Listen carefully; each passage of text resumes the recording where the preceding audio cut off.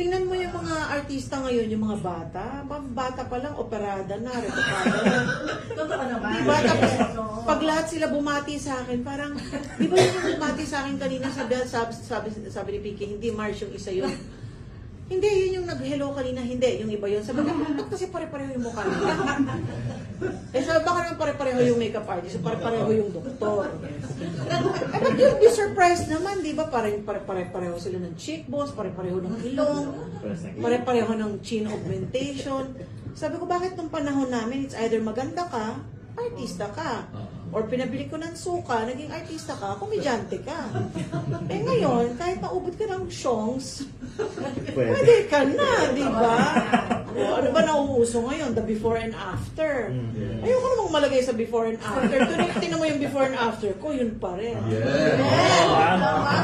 Saka hindi kayo magkakamukha nung araw. Correct. Diba? O, iba naman ang mukha ni Lorna sa akin. Iba naman ang mukha ni Maricel. Snooki, ni Maricel. Pero sabi ko, sa era namin, hindi uso yun. But now, tingnan mo, manood ka ng TV. Parang ito ba si ganyan? Di ba yun yung bida ng ganyan? Sasabihin ng PA ko, hindi, yung isa yun. Hindi, di ba yun yung bida ng ganyan? Ba't pareho yung mukha?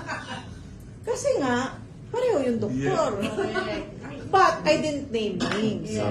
Kasi sa totoo lang, I have never met Jean De Leon in person.